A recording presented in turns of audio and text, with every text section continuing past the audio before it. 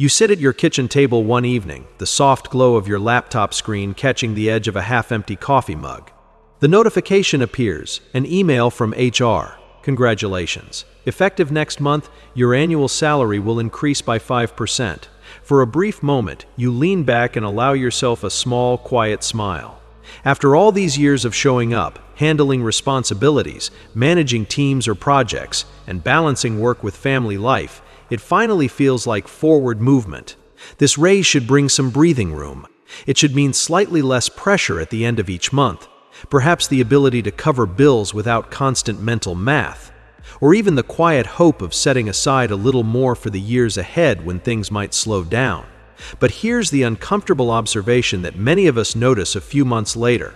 The relief is surprisingly short-lived.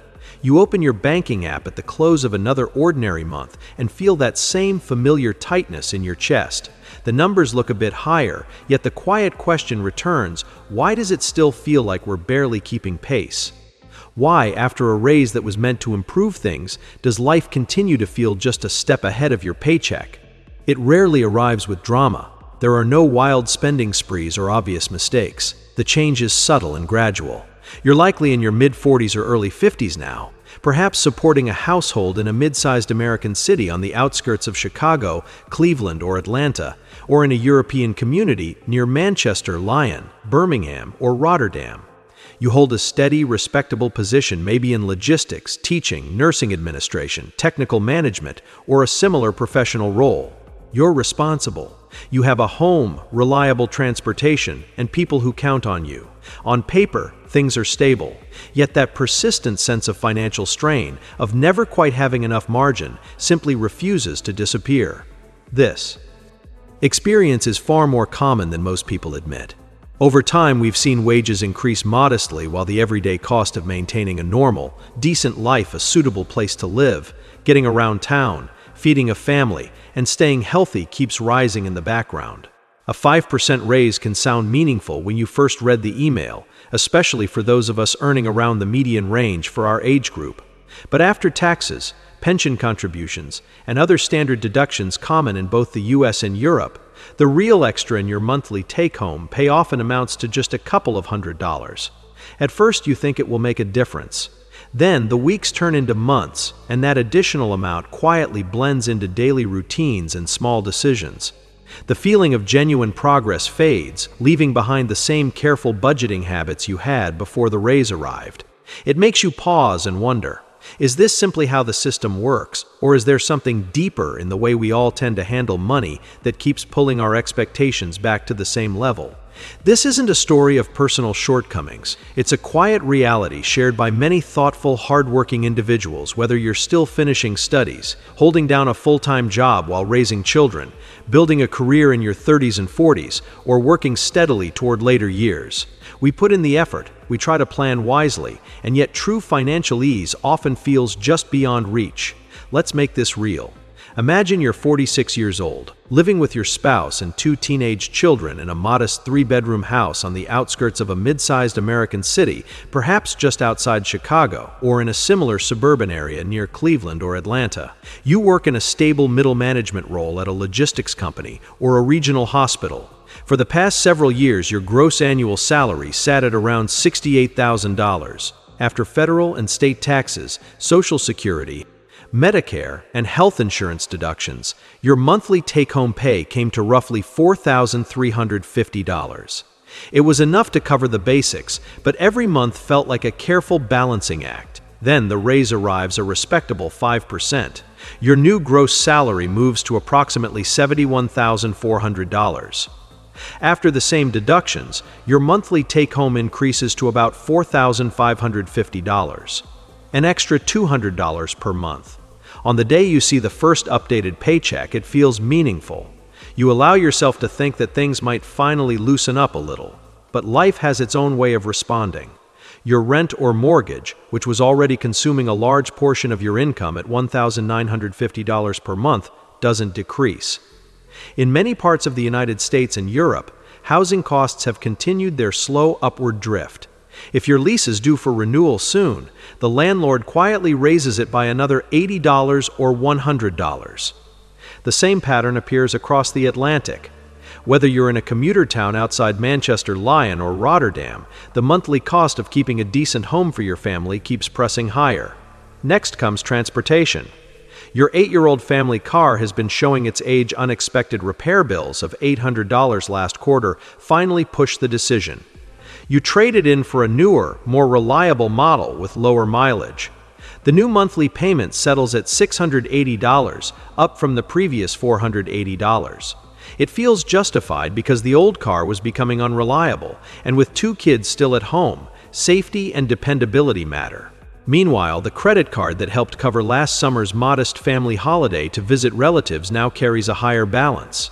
Because your take-home pay is slightly larger, the minimum payment feels easier, so you continue using the card for weekly groceries when cash flow is tight at the end of the month. The student loan you took out years ago for professional development, still lingering at $28,000, continues its monthly draw of $320. You tell yourself you'll tackle it more aggressively once things feel steadier. Then there are the smaller, everyday pressures that quietly expand.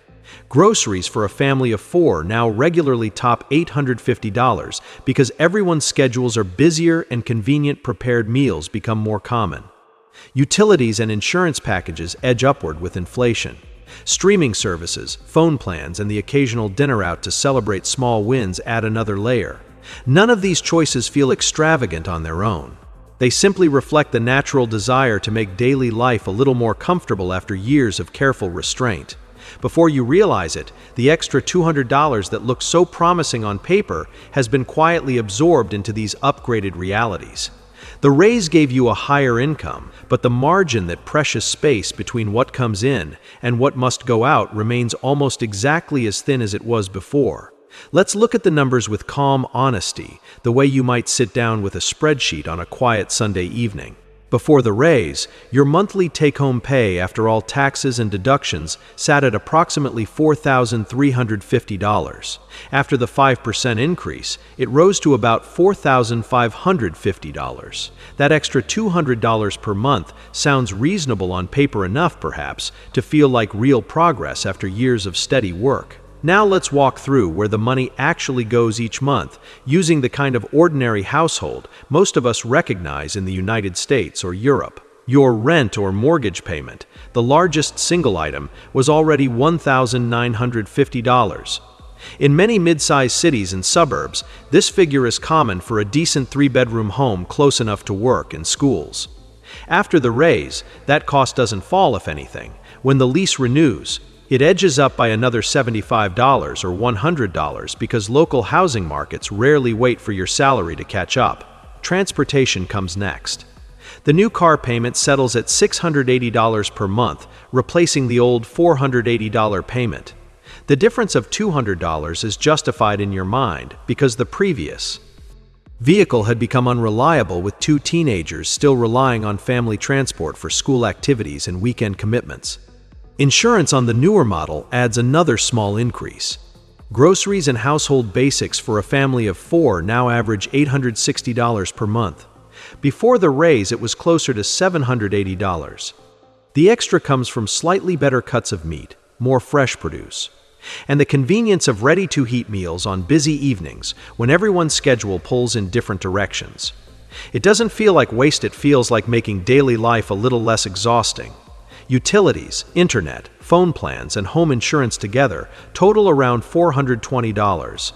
These costs have crept upward with energy prices and service adjustments that seem to arrive every year regardless of your income level. Then there are the debt obligations that continue in the background. Minimum payments on credit cards, which helped cover last year's family visit, and a few larger household repairs now run at $180 per month. The remaining student loan from earlier in your career still requires $320 monthly. These aren't dramatic balances, but they represent years of accumulated choices and responsibilities that don't disappear simply because your paycheck grew by a modest percentage. Add in miscellaneous but necessary items, clothing for growing teenagers, occasional dental or medical co-pays not fully covered by insurance, and small subscriptions for streaming and productivity tools, and the total fixed and semi-fixed costs quickly reach $4,490. Before the raise, you are left with perhaps $150 to $200 for any flexibility or unexpected expenses. After the raise, that margin hasn't expanded meaningfully. The extra $200 has been absorbed almost entirely by the natural upward drift in lifestyle and the slow increase in essential costs. You still find yourself moving money between accounts at the end of the month, still hesitating before approving a minor repair or a family outing. This isn't the result of reckless spending. It's the quiet accumulation of many small, understandable decisions, each one seeming reasonable on its own. The car upgrade for reliability, the slightly better groceries for convenience, the continued use of credit because the minimum now feels more manageable. Together they create a powerful force known as lifestyle pressure, where income rises but the sense of financial space stays stubbornly the same. The hidden financial mistake is rarely obvious in the moment. Most of us don't wake up and decide to sabotage our own progress. Instead, we quietly treat the raise as extra spending money rather than preserved purchasing power. We allow our baseline lifestyle to expand automatically to meet the new income level, and in doing so, we give away the very margin that could have created real change. Here is the basic math, laid out plainly, without exaggeration. Before the raise, your gross salary was $68,000 per year. After taxes, deductions, and contributions common in both the US and Europe, you brought home roughly $4,350 each month. The 5% raise increased your gross salary to $71,400. That sounds like meaningful growth, an additional $3,400 per year.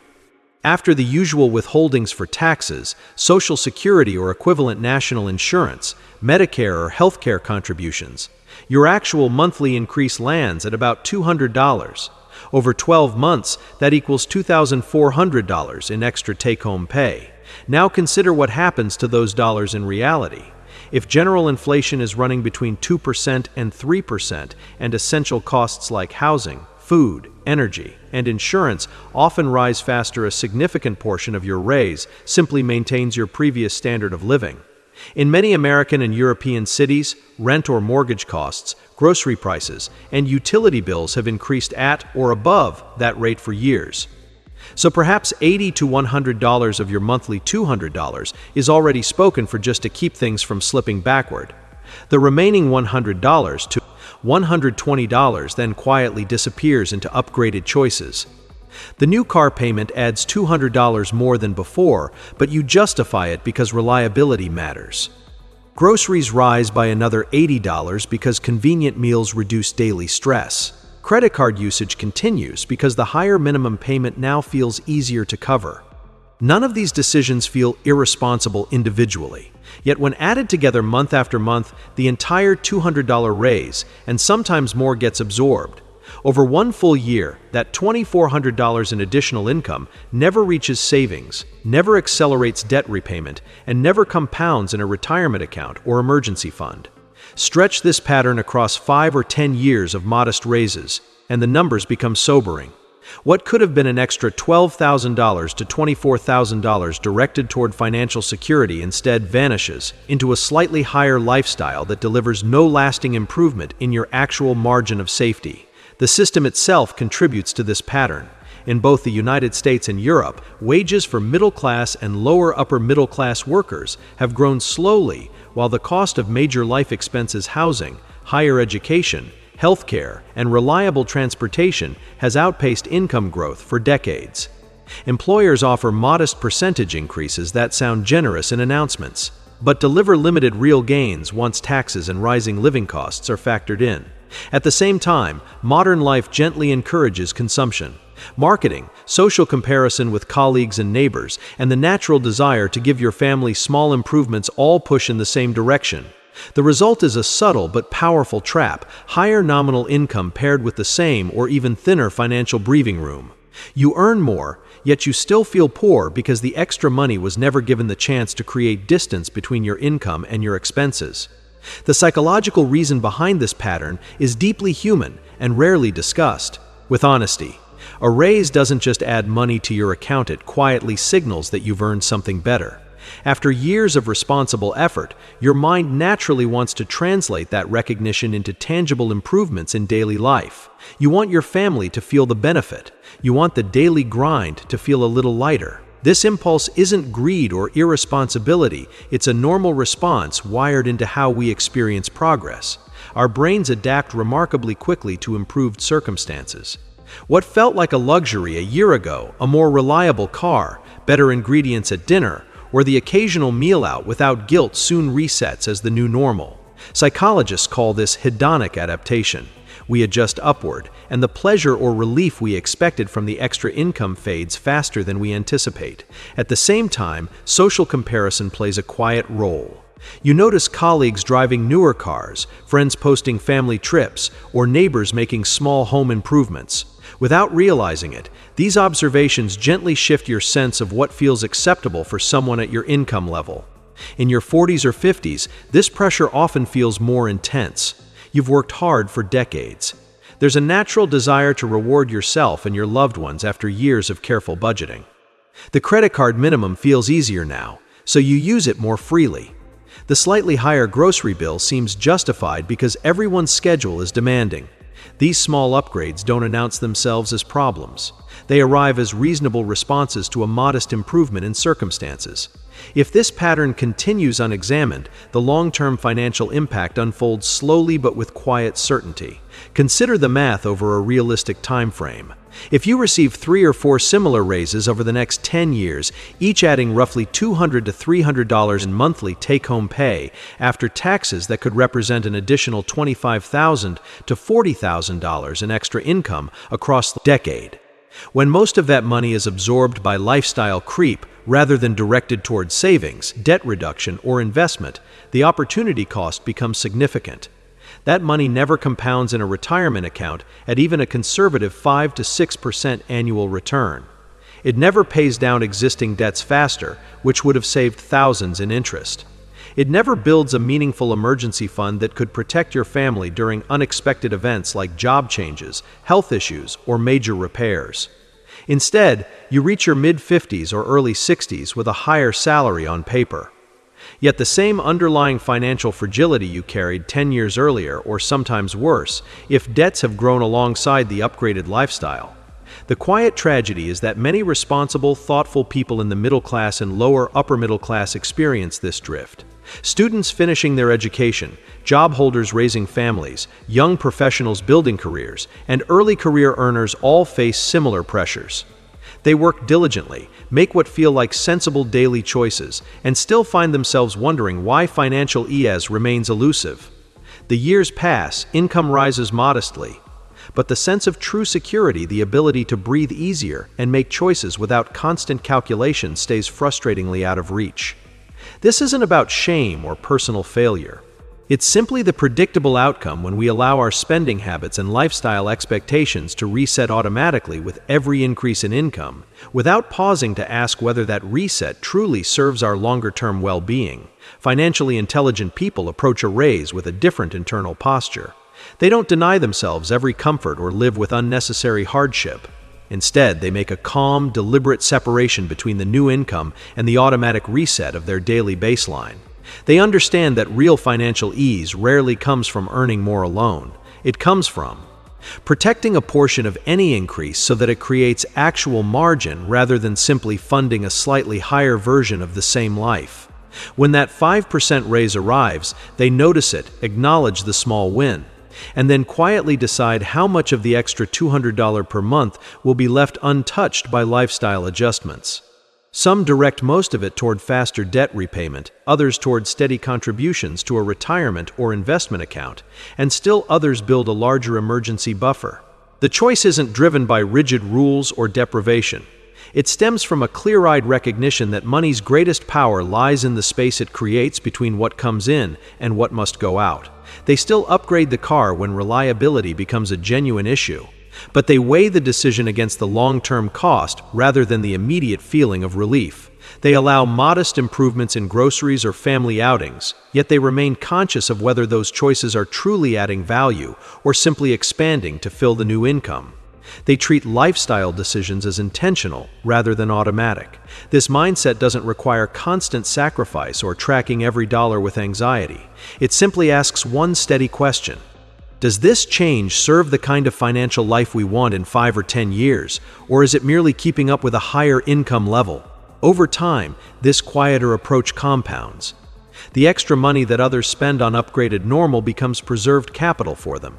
It reduces interest paid on debts, grows through modest compounding, and gradually widens the gap between income and essential expenses. They reach their 50s and 60s with higher income and noticeably more breathing room, not because they earned dramatically more, but because they prevented most of their raises from disappearing into lifestyle inflation. This perspective isn't flashy or dramatic. It doesn't promise sudden wealth or radical transformation. It rests on a calm acceptance of how money and human nature actually work. The system may raise salaries slowly while costs climb steadily, but individuals still hold quiet power in how they respond to each increase. By refusing to let every raise automatically redefine what feels normal, we can avoid the cycle of inequality and create a more just and equitable society. They create a different trajectory, one defined by growing security rather than perpetual tightness. In the end, the feeling of still being poor after a raise is not inevitable. It's the predictable result of allowing income and spending to rise together without reflection. Greater awareness changes that pattern, not through heroic effort, but through consistent, unemotional clarity about where the extra money actually goes. If this kind of straightforward, reality-based look at personal finance resonates with you, if you appreciate calm analysis over hype and quick fixes, consider subscribing to the channel. It helps more thoughtful viewers like us explore these ideas without pressure or exaggeration. Take care, and thank you for watching.